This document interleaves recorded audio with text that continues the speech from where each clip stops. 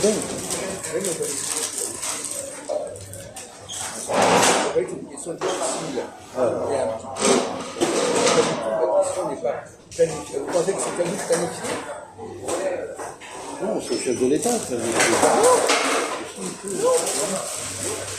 Ça pourrait être un autre planifié. Qu'est-ce qui... Alors voilà, on va parler du plan. Ouais. Qu'est-ce qui planifie? Qu'est-ce qui planifie les lois qui régissent notre société? Christophe. Les lois, c'est les sénateurs, c'est tout ça.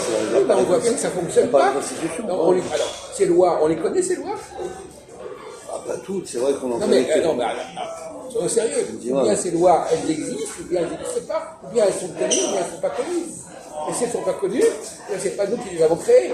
Non, c'est sûr. C'est des personnes avant nous qui les ont créées. Non. Ah bon. Avant nous, c'est quoi avant nous? C'est autant des rois, autant des... non, les rois, ils n'ont rien à voir avec notre constitution actuelle.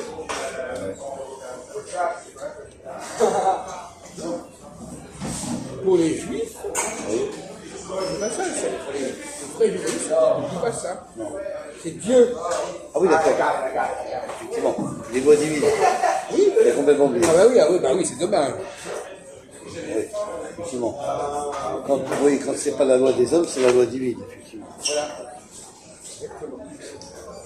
Dieu a instauré des lois qui organisent l'organisation des hommes. Notre histoire, notre société, etc. Notre vie, Ces lois prévoient une alternance.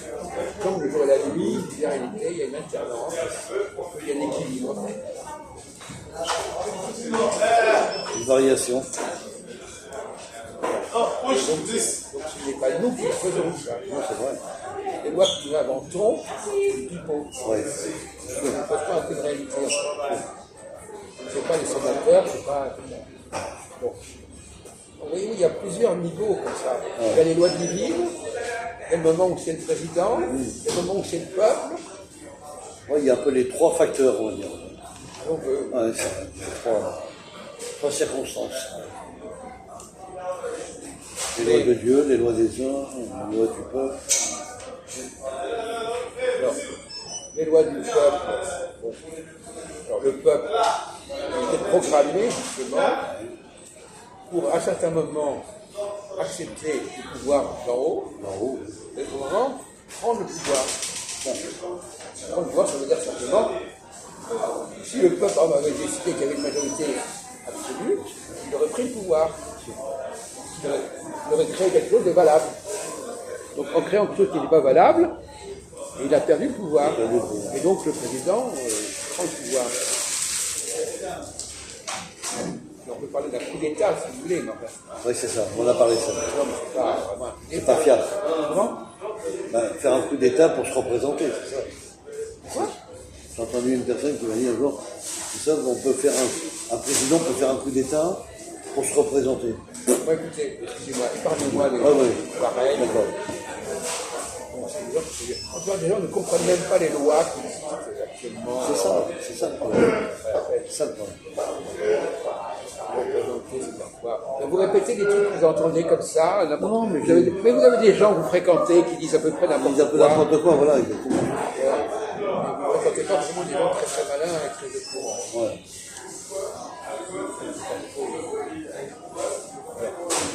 Donc c'est vrai que dans ces facteurs-là, les lois de Dieu, les lois d'État et puis le peuple. Il y a plusieurs solutions qui existent alternativement. À certains moments, c'est le président qui doit montrer qu'il décide. À un moment, il doit laisser la parole au peuple. Et si le peuple ne se répond pas de manière intelligente, c'est lui qui doit prendre une décision. C'est ça. Cela dit, il y avait un décalage évident. Pourquoi au lendemain de l'Union européenne, Macron a décidé de faire c'est vraiment de manière heureuse. Qu'est-ce qui justifiait cette décision? Et à quoi voulait-il en arriver? Il voulait en arriver. Je ne sais pas si je peux dire ça, là, une majorité politique qui permettrait de gouverner, quoi, de pouvoir gouverner. La majorité des politiques, Attendez, premièrement, la majorité des classes politiques pour pouvoir gouverner. premièrement, la plupart des gens, quand il y a l'élection, on dit qu'il ouvre la porte au Rassemblement national. Le Rassemblement national avait déjà une énorme avance. Un grand score, Finalement, on effectivement. pouvait penser qu'il a créé une panique, en fait. Oui, c'est ça. Il a créé une panique. Il a créé une panique, ouais. Une forte opposition contre la droite. Ça, ils ont saboté Ouais. les élections Législative. pour empêcher le Rassemblement national de gagner. De gagner, exactement. Moi, je voyais ça comme ça. Ils ont fait Moi, des j'ai compris ça comme ça. des combines, etc. Oui, c'est ça. Des ralliements, des calculs, Voilà. en mettant des gros chiffres de score, des petits scores, là, tout regroupé.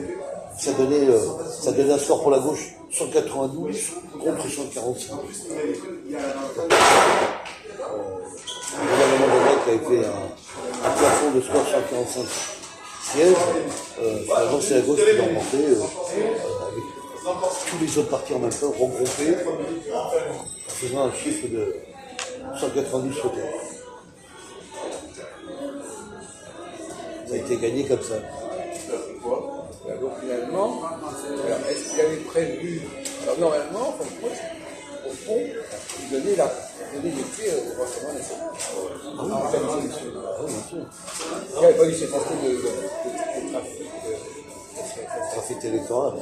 C'était clair. Ah ouais. Ah ouais.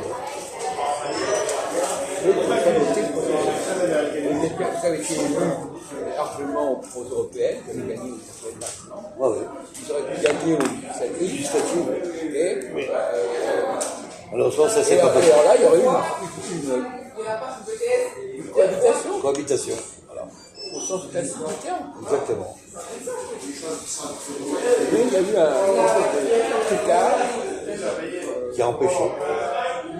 Qui a empêché tout Parce que ça. ça c'est curieux, mais ainsi, si vous me permettez, c'est que ils ont fait leur trucage pour les élections, mais maintenant ils sont plus capables de leur trucage pour se mettre d'accord. Oui, c'est ça. Ils sont mis d'accord pour être élus, Voilà. mais ils ne sont pas mis d'accord pour avoir un premier ministre.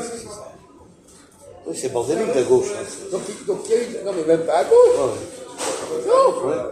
Même dans les non, autres. non. Même dans les autres partis. Non, hein. c'est les gens du centre qui ne sont pas capables de s'organiser par rapport à la gauche. Oui, c'est vrai. C'est pas que la gauche. Ah oui, carrément, oui, c'est vrai. Et c'est carrément eux. C'est parti Macron, hein. C'est les républicains aussi. La droite républicaine. Si Macron l'a accepté, les gens du centre ont accepté dans certains cas pour s'arranger avec les mouvements populaires pour battre le Rassemblement national, ils sont capables de s'arranger entre eux pour avoir un premier ministre. C'est complètement compliqué ça. C'est confus. C'est pour la confusion. Voilà.